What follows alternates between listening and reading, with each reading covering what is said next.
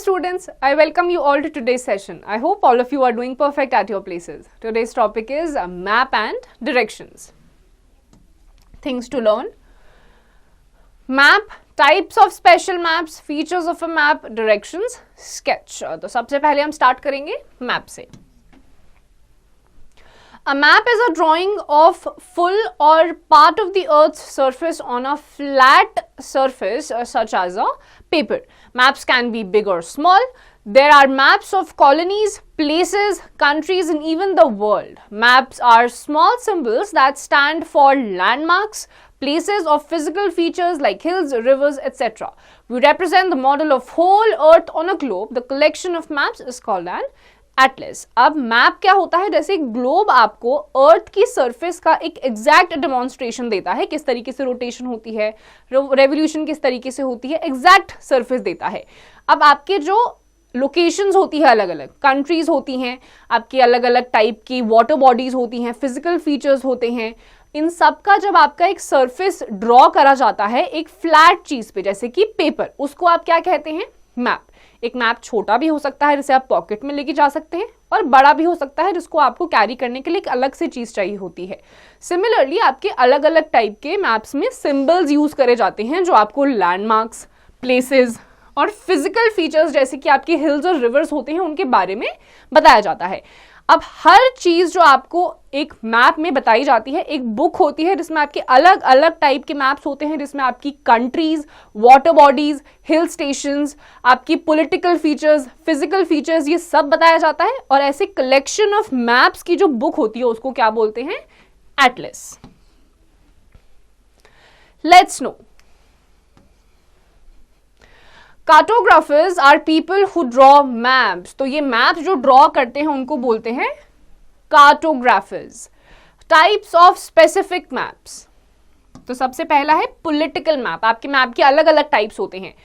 Political map it shows different states and countries with their Capitals. तो एक political map जो होता है वो आपको अलग अलग कंट्रीज, एक कंट्री में उसकी क्या कैपिटल है, कितने स्टेट्स वहां पे प्रेजेंट हैं, उन स्टेट्स की क्या क्या कैपिटल है, वो आपको कौन बताता है, पॉलिटिकल मैप. फिर दूसरा आता है आपका physical map.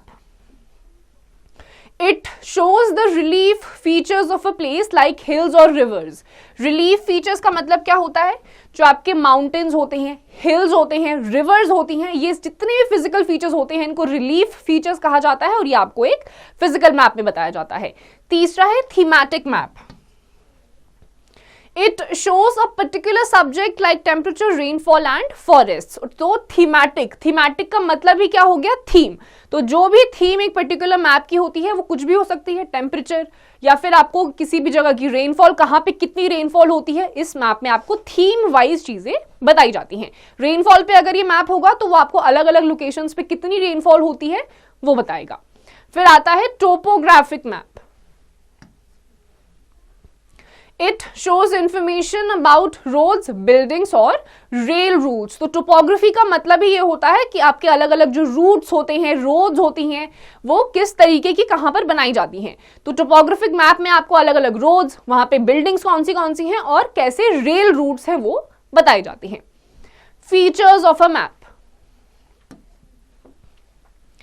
The various features of a map help us to understand it better. They are a title, scale, colors, keys and directions, symbols. अब आपके जो मैप्स होते हैं उसमें अलग अलग फीचर्स होते हैं, सिंबल्स होते हैं.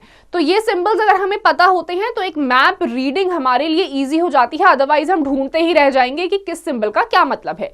अभी क्या क्या फीचर्स हैं, title, scale, colours, keys, directions, symbols. अब आपके मैप में कुछ फीचर्स होते हैं, जैसे कि टाइटल आपके मैप का क्या है, स्केलिंग क्या हो रखी है, कलर्स कौन से हैं, कुछ कीज होते हैं, डायरेक्शंस होते हैं, सिंबल्स होते हैं जो अलग अलग चीजों को रिप्रेजेंट करते हैं.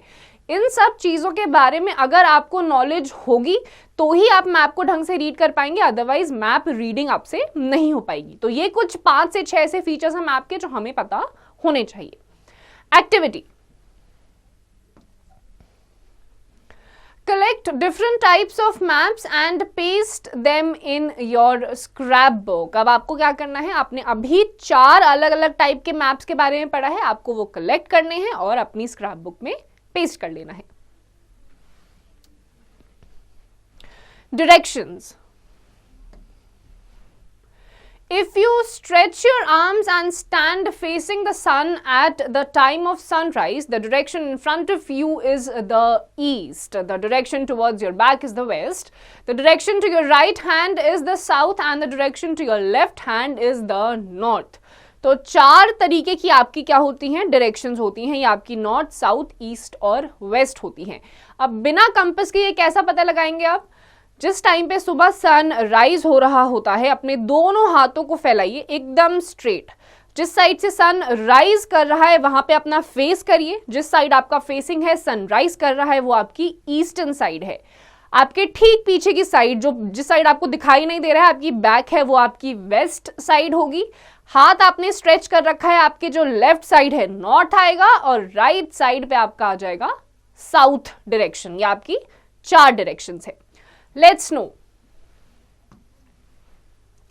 The word news stands for north, east, west, south. तो न्यूज जो होते हैं आपके अलग अलग इंफॉर्मेशन आपको अलग अलग जगहों के बारे में बताते हैं, उसका फुल फॉर्म होता है नॉर्थ, ईस्ट, वेस्ट और साउथ। अब चाहे वो इंडिया के बारे में हो तो चारों डायरेक्शंस के बारे में आपको न्यूज दी जाएगी, या वर्ल्ड के कॉन्टेक्स्ट में हो तो नॉर्थ साइड में जो कंट्रीज पड़ती है, वेस्ट, ईस्ट, साउथ, जितना पूरा का पूरा पार्ट है आपको इंफॉर्मेशन दी जाएगी, इसीलिए इसको बोला जाता है news. A compass, mariners, is an instrument used by the people who travel to locate the 4 directions. The marked tip of the needle of a compass always points towards the north. Once you know where the north is, it is easy to locate other directions. अब आपका ये जो device है आपका, this is called a compass या फिर mariners instrument भी इसे कहा जाता है। जो लोग ट्रैवल करते हैं, चारों डायरेक्शंस उन्हें पता हो, ये उसके लिए यूज किया जाता है। इसकी जो टिप होती है, हमेशा इसकी जो टिप होती है, it is always pointing towards the north. अभी जो आपने तरीका देखा था ईस्ट और वेस्ट अलग अलग डायरेक्शंस को पता लगाने का, ये ट्रैवल करते टाइम इजी नहीं होता है क्योंकि हर टाइम हर जगह पे सनराइज नहीं करता है, इसीलिए ये कंपास यूज करा जाता है। हर टाइम इसकी जो निडल है, आप किसी भी डायरेक्शन में रहे, ये हमेशा नॉर्थ साइड में ही पॉइंट आउट करती है। एंड वंस यू नो कि नॉर्थ साइड कौन सी है तो साउथ, ईस्ट और वेस्ट का पता लगाना बहुत इजी होता है। Let's no. Landmarks are the reference points used to specify locations and directions on the map. अब landmarks क्या होता है, कभी कभी आपसे घर का एड्रेस भी पूछा जाता है, तो कोई आपसे पहली बार आएगा मिलने तो लैंडमार्क पूछता है। लैंडमार्क मतलब आपके घर तक पहुंचने के आसपास का एरिया, ताकि जब भी कोई आए तो उसे पता चल जाए कि सही डायरेक्शन में आप मूव कर रहे हैं या फिर नहीं। तो लैंडमार्क्स वो रेफरेंस पॉइंट होते हैं किसी भी एक स्पेसिफाइड लोकेशन के, जो आपको मैप पे कोई भी डायरेक्शन दिखाते हैं। Sketch. A sketch is a rough drawing of a place without using any scale or measurement. The landmarks used in the sketch are represented by symbols. अब sketch क्या होता है, जो आपके maps और globes होते हैं उसमें proper measurement करी जाती है, proper scaling होती है आपको अलग अलग directions और locations के बारे में बताने के लिए। अब उन्हीं की जो rough drawing होती है उसको आप sketch बोलते हैं। अलग अलग टाइप के symbols यूज करे जाते हैं, landmarks यूज करे जाते हैं directions को बताने के लिए। Before moving further, let's know.